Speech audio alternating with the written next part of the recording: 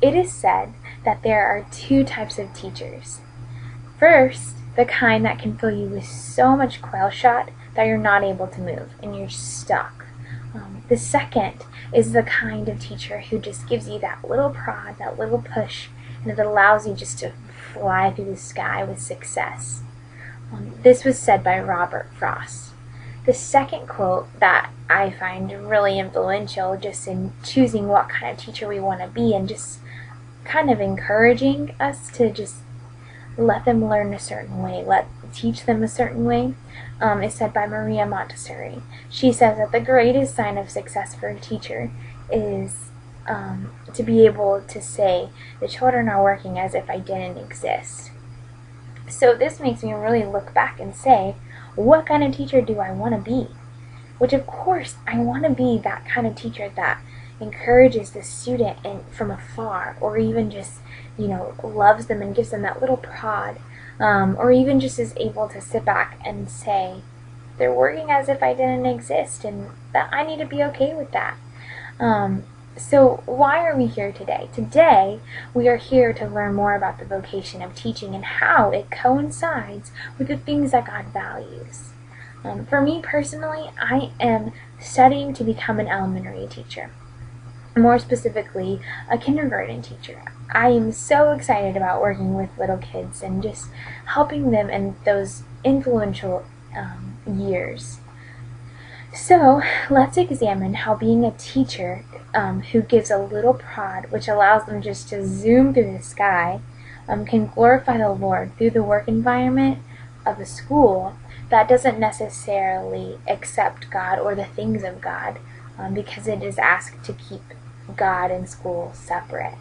The first point that I want to look at is how God values human life and how as teachers we need to value that as well.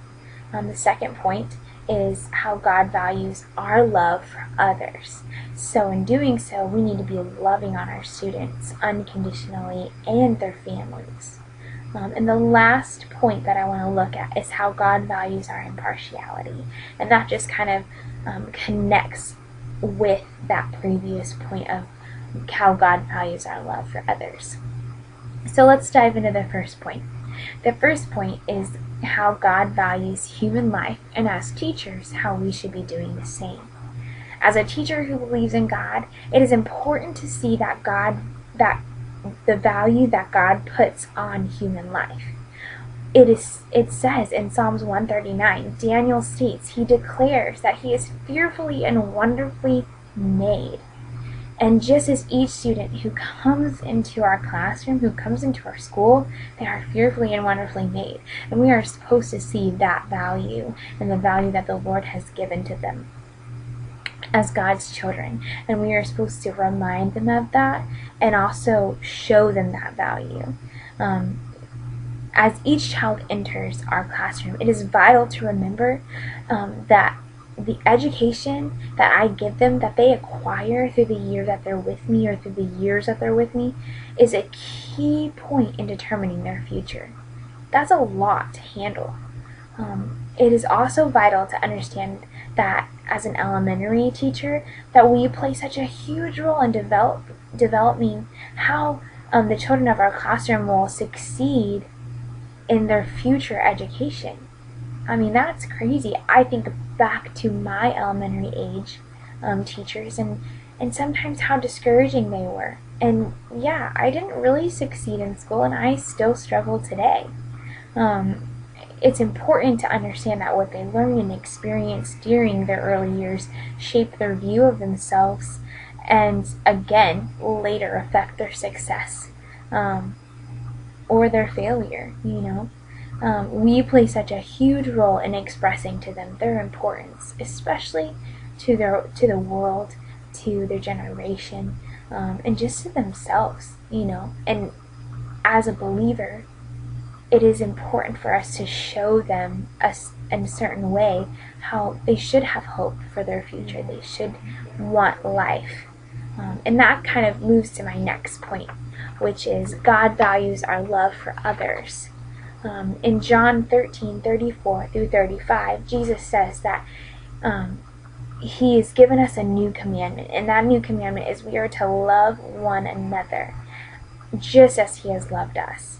And we are also to love one another, and by this all people will know that we are his disciples. This is so easily stated, loving the children, but it doesn't just stop there. We have to love their parents, we have to love their grandparents, we have to love those in their family that we come into contact with. And why do we have to do this?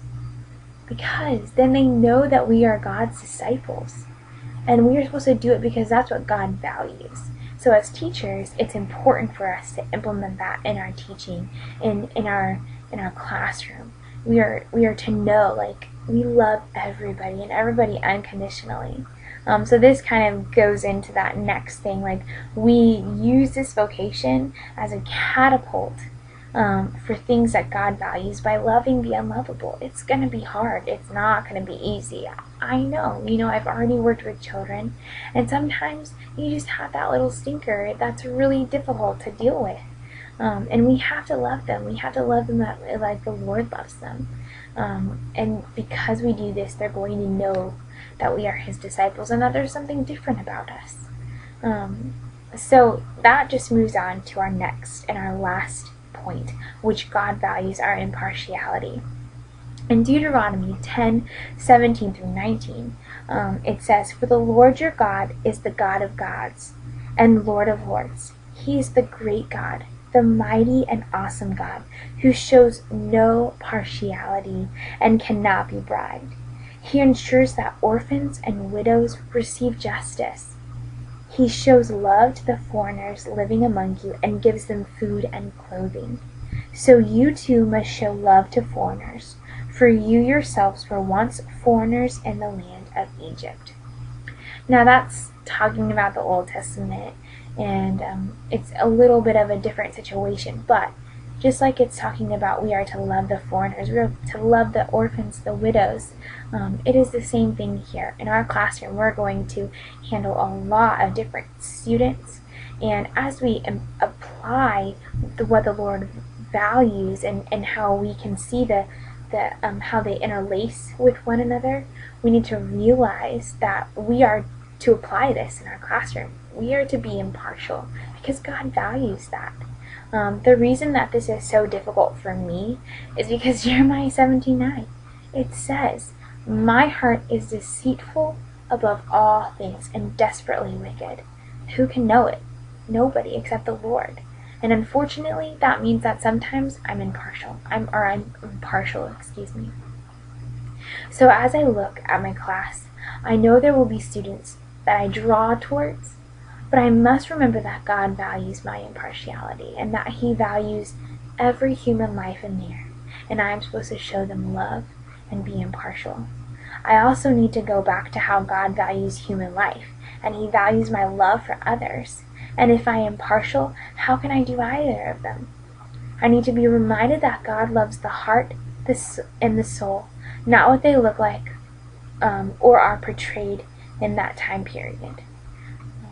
So those are some just quick points on how we can take teaching as a vocation and apply the things that God values. So as we look at how being a teacher coincides with what the Lord values, do we understand the importance and value of each teacher? We must be teachers that value human life, love others, and show no partiality. Will we fill our students with so much quail that they can't move, or will we push them and watch them soar? We really need to encourage them and just do the things that the Lord would want us to do in our job, in our vocation. And even though it's going to be challenging, I know that the Lord will be pleased with everything that we do for him and for his glory. Thank you.